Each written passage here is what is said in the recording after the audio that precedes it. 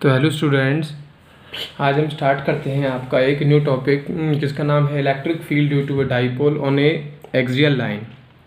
तो इससे पहले जो आपका टॉपिक हुआ था वो हुआ था बेटा इलेक्ट्रिक डाइपोल मोमेंट। और आपसे मैंने ये कहा था कि इस इलेक्ट्रिक डाइपोल के कॉन्सेप्ट पर आपकी कम से कम 3-4 एप्लीकेशन आती हैं और वो एप्लीकेशन HVAC बोर्ड में अच्छे मार्क्स आपको बेटा क्या दिला सकती हैं। ठीक है, तो हमने पिछले लेक्चर में देखा था कि डाइपोल कुछ इस टाइप का होता है, an pair of equal and opposite charges which is separated by a distance 2a। मतलब दो चार्जेस का एक जोड़ा होता था और उनके बीच की जो डिस्टेंस ऑफ सेपरेशन होती थी बेटा वो 2a होती थी। ठीक है, तो ये जो है इस लाइन को मैं बोलता हूँ बेटा डाइपोल एक्सिस। इस लाइन को मैं बोलता हूँ डाइपोल एक्सिस। अगर ये लाइन बेटा, अगर मैं इस लाइन को यहाँ से एक्सटेंड करूँ या इस लाइन को मैं यहाँ से एक्सटेंड करूँ तो इसको इस एक्सिस पर मैं कोई भी एक ऐसा पॉइंट ले लूँ और वहाँ पर इलेक्ट्रिक फील्ड निकालूँ तो उसी को मैं कहता हूँ electric field due to a dipole on a axial line. मतलब डाइपोल की एक्सियल लाइन पर ये होती है डाइपोल की एक्सियल लाइन, कि डाइपोल की एक्सियल लाइन पर कोई मैं एक ऐसा पॉइंट ले लूँ, चाहे वो पॉइंट यहाँ हो आपका, चाहे वो यहाँ हो, चाहे वो यहाँ, मतलब डाइपोल की एक्सिस होनी चाहिए, तो उसको हम कहते हैं electric field intensity due to a dipole on a axial line. ठीक है बेटा, और अगर ये तो हो गई आपकी बेटा डाइपोल एक्सिस। ठीक है, और अगर मैं यहाँ पर मतलब डाइपोल एक्सिस के जो परपेंडिकुलर है वहाँ पर अगर चाहे इस पॉइंट पर चाहे इस पॉइंट पर तो कहीं भी इलेक्ट्रिक फील्ड निकालता हूँ तो उसको मैं बोलता हूँ इक्वेटोरियल पॉइंट बोल।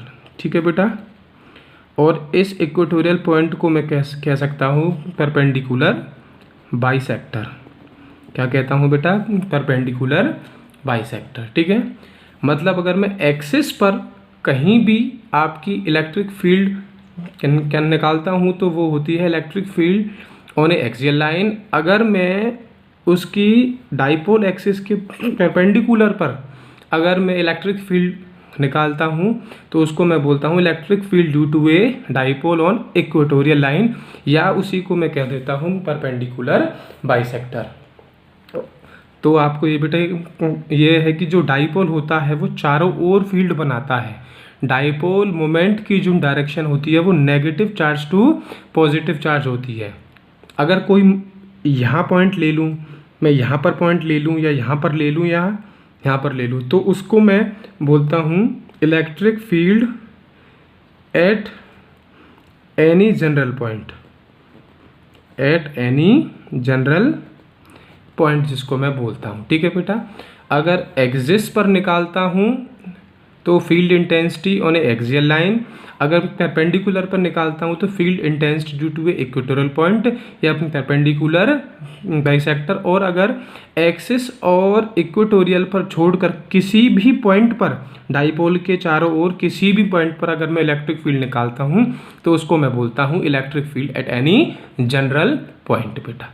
ठीक है, तो ये था आपका इंट्रोडक्शन एक्सियल लाइन का, इक्वेटोरियल का। और अब मैं यहाँ से बेटा आपको एक्सियल लाइन बताता हूँ कि एक्सियल लाइन को हम डिफाइन कैसे करते हैं। ठीक है, तो मैं यहाँ से कह सकता हूँ it is a line which join या मीट टू चार्जेस, चाहे वो नेगेटिव चार्ज हो चाहे पॉजिटिव चार्ज हो, and passes through the center of dipole is called axial line। ठीक है बेटा, सीधी सी बात है कि एक ऐसी लाइन जो दोनों चार्जेस को आपस में ज्वाइन करती हो या दोनों चार्जेस से पास होती हो और ये जो लाइन है ये कहाँ से होती है पास, ये जो डाइपोल का सेंटर है, एक ऐसी लाइन जो दोनों चार्जेस को तो जोड़ती है और डाइपोल के सेंटर से पास हो, उस लाइन को मैं बोलता हूँ एक्सियल लाइन। ठीक है बेटा, एक ऐसी लाइन जो दोनों चार्जेस को जोड़े। इस लाइन ने -q और +q चार्ज को आपस में जोड़ दिया और डाइपोल के सेंटर से क्या हुई, निकली बेटा। ठीक है, अब हम अपना एक्सप्रेशन स्टार्ट करते हैं। तो एक्सप्रेशन से पहले मैं आपको डायग्राम बनाता हूँ बेटा, सिंपल है बहुत और आता है आपका बोर्ड में। तो ये -q चार्ज बेटा, मैंने क्या किया, सबसे पहले एक डाइपोल बनाया, ये +q चार्ज, ये सेंटर, ये O, और उसने मुझसे कहा कि एक्सियल लाइन पर कोई P पॉइंट मैंने ले लिया और यहाँ पर आपको इलेक्ट्रिक फील्ड इंटेंसिटी निकालनी है। ठीक है बेटा, तो यहाँ से बेटा देखिए, आपसे मैंने क्या कहा था, किसी भी पॉइंट पर आपको इलेक्ट्रिक फील्ड निकालनी है तो वहाँ पर क्या रख दीजिए, एक यूनिट पॉजिटिव टेस्ट चार्ज रख दीजिए। ठीक है बेटा, तो यहाँ पर अगर मैंने कोई एक इस P पॉइंट पर अगर मैंने एक यूनिट पॉजिटिव टेस्ट चार्ज रख दिया +Q0, तो यहाँ से बेटा देखिए ये प्लस और ये प्लस, जैसे थोड़ा सा पेज कम हो गया है, तो इस चार्ज के कारण इलेक्ट्रिक फील्ड कहाँ बनेगी, यहाँ पर electric field due to +Q charge, और ये माइनस ये plus electric field due to -Q charge, ये +Q चार्ज और ये -Q चार्ज। ठीक है बेटा, नेट इलेक्ट्रिक फील्ड हमको यहाँ से निकालनी है। मैंने माना डाइपोल के सेंटर से P पॉइंट की जो डिस्टेंस है उसको मैंने माना R, क्या मान लिया बेटा, R। तो बेटा A से P की जो डिस्टेंस होगी, A से P की जो डिस्टेंस है वो है R+A, और B से P की जो डिस्टेंस है बेटा वो है आपकी R-A।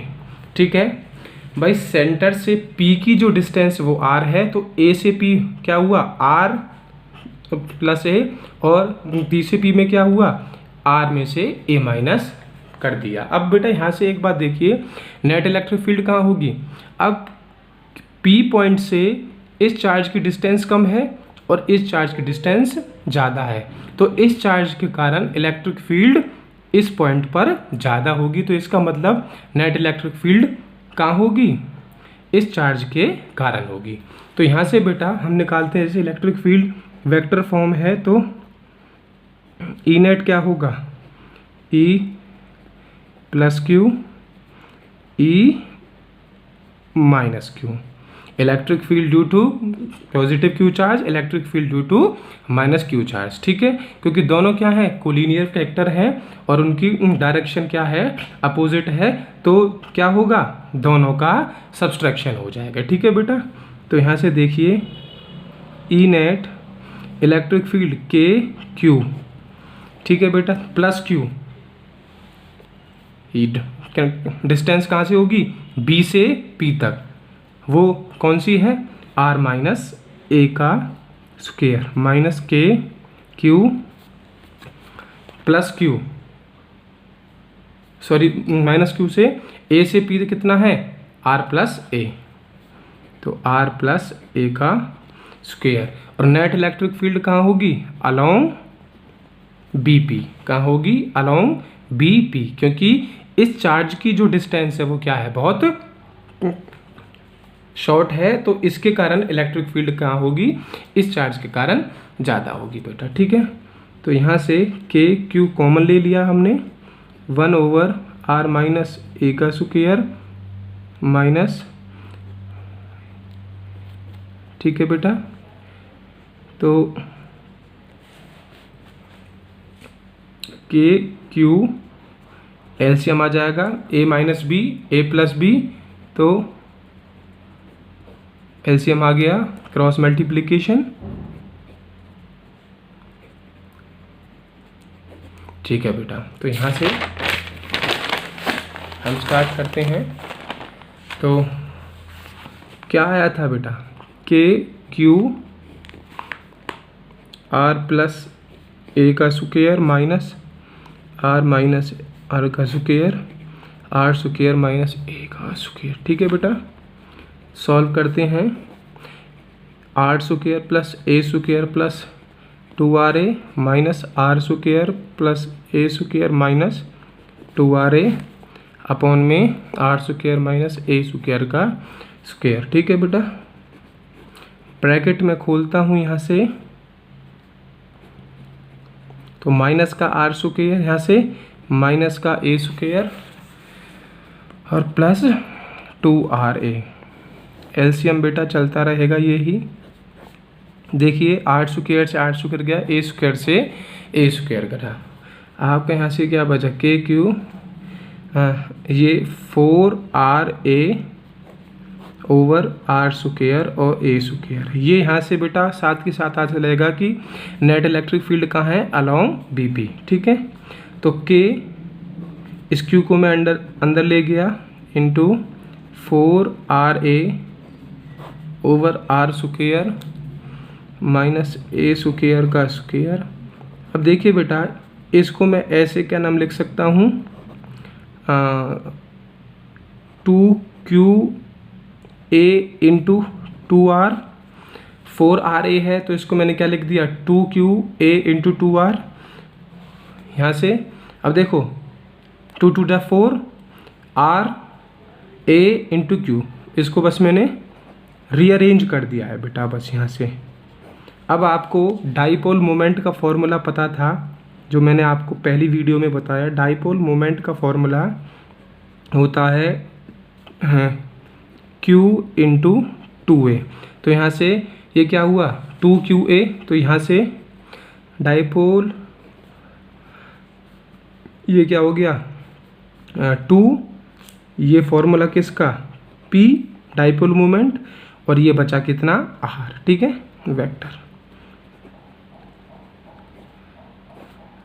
ठीक है, अब बेटा यहाँ से एक बात क्या नाम देखिए, if R is much much greater than A, इसका मतलब बेटा यहाँ से क्या है, यहाँ से देखिए बेटा कि जो R के कंपैरिजन में A की डिस्टेंस बहुत छोटी है।